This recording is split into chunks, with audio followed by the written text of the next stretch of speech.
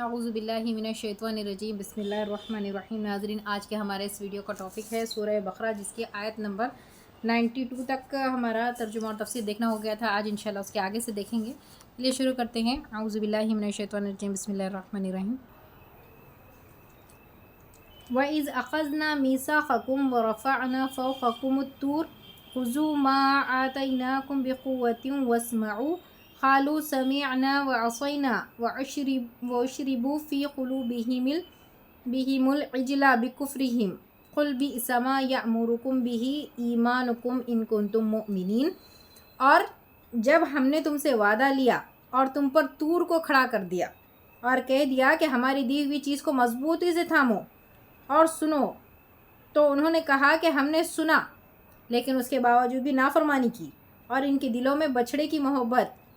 پلا دی گئی بسبب ان کے کفر کے۔ ان سے کہہ دیجئے کہ تمہارا ایمان تمہیں برا حکم دے رہا ہے اگر تم مومن ہو۔ یہ آیت ہے بنی اسرائیل کے قوم کے واسطے۔ یہاں پر اللہ تعالیٰ نے کہی ہے کہ جب حضرت موسیٰ علیہ السلام نے فرعون کے چنگل سے ان کو چھڑا لیا، جب اللہ تعالیٰ کے حکم سے دریا میں سے راستہ بنا اور وہ دریائے نیل کے پاس آ گئے، اس وقت جب اللہ تعالیٰ نے حضرت موسیٰ علیہ السلام کو تورات کی شریعت دینے کے لیے 30 دن کا وعدہ کر کے بلایا تھا، اور اس دوران ان بنی اسرائیل کے لوگوں نے بچڑے کو اپنا معبود بنا دیا، تو یہ جو ان کے اندر کی جو کفر تھا اس کو اللہ تعالیٰ نے یہاں پر کھل کر سامنے آنے کا موقع دیا کہ دراصل ان کے دل میں یہ چیز پہلے سے ہی مرض مکمل ان کے پاس تھا، کیونکہ جب اللہ تعالیٰ نے ان سے فرمایا تھا اور ان سے وعدہ لیا تھا کہ ہم تم کو شریعت دیں گے اور تم کو اس پر عمل پیرا ہونا پڑے گا، تب انہوں نے صاف انکار کر دیا اور انہوں نے کہا تھا کہ ہم تو اس تورات پر عمل پیرا نہیں ہو سکتے۔ اس وقت اللہ تعالیٰ کے غضب سے وہاں کا جو کوہ طور تھا اس کو اللہ تعالیٰ نے ان کے سروں پر کھڑا کر دیا تھا، جس سے ڈر کر انہوں نے وہاں پر اس وقت تو اس بات کو ایکسیپٹ کر لیا کہ ہم اس تورات کے جو بھی شریعت ہے اس پر عمل پیرا ہوں گے، لیکن ان کے دلوں میں یہ بات نہیں تھی، جس کی وجہ سے انہوں نے سنا تو صحیح لیکن اس کے بعد بھی اس کی نافرمانی کی۔ اللہ تعالیٰ کے احکامات کی یہ بہت ہی اللہ تعالیٰ کا احترام یہ ہوتا ہے کہ اللہ تعالیٰ کا جو بھی اللہ تعالیٰ کی طرف سے حکم آتا ہے اس کو ہمیں سننا چاہیے اور اس پر عمل پیرا ہونا چاہیے، لیکن انہوں نے سنا دیکھا لیکن اس کے بعد بھی نافرمانی کرنے لگے، جس کی وجہ سے ان کے یہ جو کفر تھا ان کے دلوں میں بیٹھا ہوا، جو مرض تھا کفر کا، اس کی وجہ سے ان کو وہ بچھڑا پسند آنے لگا، جو بچھڑا سامری نے بنایا تھا اور جسے وہ اپنا الہ قرار دے رہے تھے۔ لہٰذا ان کے کفر جو تھا، ان کے دلوں میں جو مرض تھا، یہ ہمیشہ ان کو برائی کا ہی حکم دینے لگا، اور اس کے باوجود بھی ان کی سینہ زوری یہ تھی کہ وہ لوگ کہتے تھے کہ ہم مومن ہیں، ہم اللہ پر ایمان لانے والے ہیں، کیونکہ ہم تو اللہ کو اس قدر محبت کرتے ہیں کہ ہم تو اس کی تصویر بنا کر یا اس کا مجسمہ بنا کر اس کو پوجنا چاہتے ہیں، تو لہٰذا یہ لوگ صریح گمراہی میں تھے۔ تو اللہ تعالیٰ یہاں پر ان باتوں کو کلیئر کر رہے ہیں اور کہہ رہے ہیں کہ ان سے کہہ دیجئے اگر تمہارا ایمان تمہیں برا حکم دے رہا ہے، تم جس بات کو مومن کہہ رہے ہو، اپنے آپ کو جس بات سے مومن کہہ رہے ہو، تو تمہارا ایمان بھی تمہیں یہاں پر برا ہی حکم دے رہا ہے۔ قُلْ إِن كُنتُمْ لَكُمُ الدَّارُ الْآخِرَةُ عِندَ اللَّهِ خَالِصَةٌ مِّن دُونِ النَّاسِ فَتَمَنَّوُا الْمَوْتَ إِن كُنتُمْ صَادِقِينَ۔ آپ کہہ دیجئے کہ اگر آخرت کا گھر اللہ کے نزدیک صرف تمہارے ہی لیے ہے اور کسی کے لیے نہیں، تو آؤ اپنی سچائی کو ثبوت میں موت کو طلب کر لو۔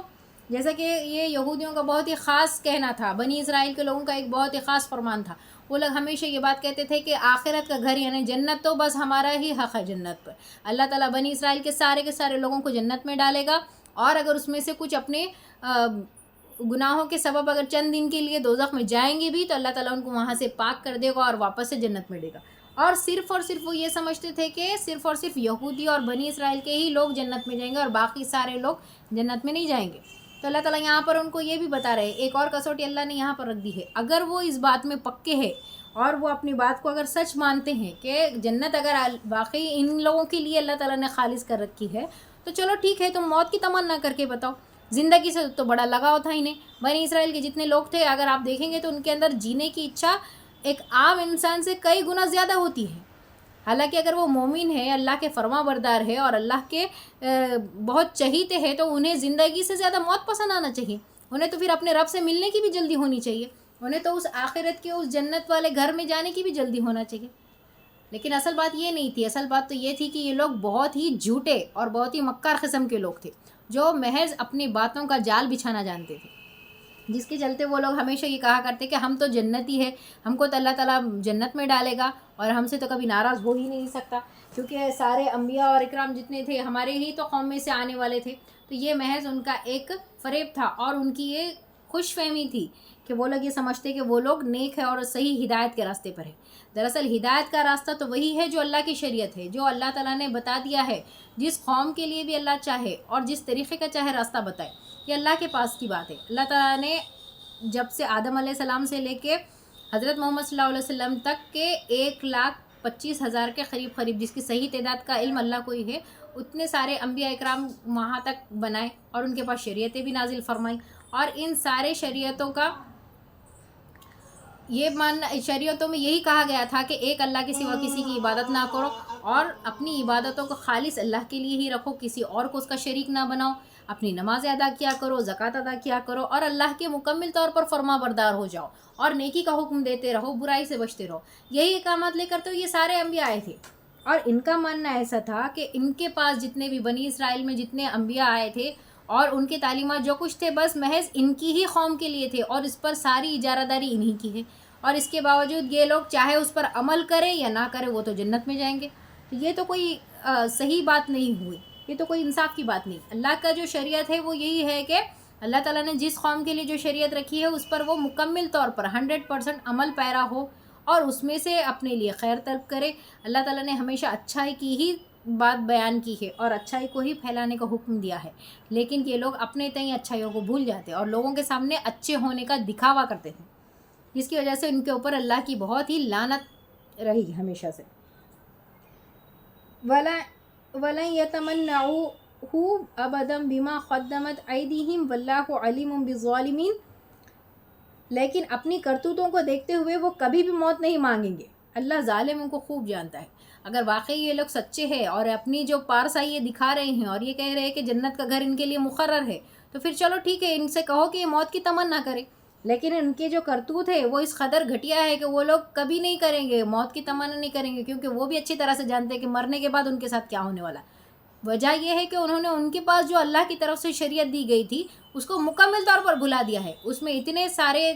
ملاوٹ کر دی ہے، اتنے سارے رد و بدل کر دی ہے کہ جس کو اصلی حالت میں انہوں نے چھوڑا ہی نہیں ہے. اور اب جو اللہ نے پھر سے نئی شریعت جو بھیجی ہے حضرت محمد مصطفیٰ صلی اللہ علیہ وسلم کے پاس، تو یہ لوگ اس کی تصدیق نہیں کرنا چاہتے، اس پر عمل پیرا نہیں ہونا چاہتے. اور جو عمل پیرا ہو رہا ہے اسے بھی کہتے ہیں کہ تم اس کے کیوں ماننے والے بن رہے ہو جبکہ ہمارے پاس تو اس سے زیادہ اچھی چیز ہے. لہٰذا ان کے دلوں میں جو کفر کا مرض ہے، ان کے زبان پہ کچھ اور ہے، دلوں میں کچھ اور ہے، اور یہ بات ان کے ظالموں کی اللہ تعالیٰ بہتر جانتا ہے. لہٰذا اللہ تعالیٰ کو یہ بھی پتہ ہے کہ یہ لوگ زندگی سے محبت کرنے والے لوگ ہیں. اگر ان کے ایسے اعمال ہیں تو یہ موت کی کبھی تمنا نہیں کریں گے. وَلَا تَجِدَنَّهُمْ أَحْرَصَ النَّاسِ عَلَى حَيَاةٍ وَمِنَ الَّذِينَ أَشْرَكُوا يَوَدُّ أَحَدُهُمْ لَوْ يُعَمَّرُ أَلْفَ سَنَةٍ وَمَا هُوَ بِمُزَحْزِحِهِ مِنَ الْعَذَابِ أَن يُعَمَّرَ وَاللَّهُ بَصِيرٌ بِمَا يَعْمَلُونَ. بلکہ سب سے زیادہ دنیا کے زندگی کے حریص تو آپ انہی لوگوں کو پائیں گے نبی. یہ جو لوگ ہیں، یہودی جو لوگ ہیں، دنیا کے سب سے زیادہ حریص ہے. حرص اتنی ساری ہے ان کے اندر کہ بہت زیادہ ہے، ہر طرح کا مال و متاع ہو کر بھی انہیں اور چیزوں کی حرص ہے. یہ حرص زندگی میں مشرکوں سے بھی زیادہ ہے، جو اللہ کے ساتھ شریک کرتے ہیں ان لوگوں سے بھی یہ تو کئی گنا زیادہ ہے. ان میں سے تو ہر شخص 1,000 سال کی عمر چاہتا ہے. گو یہ عمر دیا جانا بھی انہیں عذاب سے نہیں چھڑا سکتا. اللہ ان کے کاموں کو بخوبی دیکھ رہا ہے. اگر ان کی تمنائیں آپ دیکھیں گے تو ان کے دلوں میں کثرت کی اتنی زیادہ چاہ ہے، یہ ہر چیز کا مال اور دنیا کی تمام ان کے دلوں میں اس قدر چمڑ گئی ہے کہ ان کو دنیا میں بھی بہت زیادہ چاہیے، اور ان میں سے ایک ایک شخص کو 1,000 سال کی عمر چاہیے. اتنی ساری عمر اگر اللہ نے دے بھی دیا ان کو ان کے مانگنے پر، تب بھی یہ لوگ عذاب سے نہیں چھوٹ سکتے. اللہ تعالیٰ کی کھلی باتیں کہی گئی ہیں یہاں پہ قرآن مجید میں. ان کے لیے اللہ تعالیٰ کی طرف سے عذاب ابھی سے ہی ڈکلیئر کر دیا گیا ہے، اور وہ ان کی کرتوتوں کی وجہ سے ہے کہ انہوں نے اپنی تو شریعت کو مکمل طور پر گنوا دیا ہے اور بھول بیٹھے ہیں، اور جب دوسری شریعت آئی ہے اس کی تصدیق کے ان سے جب کیا کہا گیا ہے اس کے بارے میں، تو انہوں نے اس کو بھی جھٹلا دیا. اور یہاں تک کہ اگر اپنے آپ کو پارسا دکھاتے ہیں، یعنی کہ لوگوں کو دکھانے کے لیے ان کے پاس بہت کچھ ہے اور اپنے آپ کو یہ بہت ہی زیادہ دیندار اور اللہ کے چہیتے ثابت کرنا چاہتے ہیں، تو اللہ تعالیٰ نے کہا ہے کہ ٹھیک ہے تم اتنے چہیتے ہو، جنت کا گھر خالص تمہارے لیے اور کسی کے لیے نہیں، تو کوئی بات نہیں ہے، تم چلو موت مانگ کر دکھاؤ۔ لیکن یہ موت کبھی نہیں مانگیں گے، کیونکہ ان کے دلوں میں دنیا کی محبت گھر کر گئی ہے۔ یہ لوگ دنیا کے اتنے زیادہ حریص ہیں، یہ مشرکوں سے بھی آگے ہے دنیا کے حرص کرنے میں۔ اس میں سے ہر ایک شخص کو اگر دیکھیں گے تو یہ ہزار سال کی عمر چاہتا ہے اپنے لیے، اور مان لو اگر اللہ کی طرف سے ان کو 1000 سال عمر دے بھی دی گئی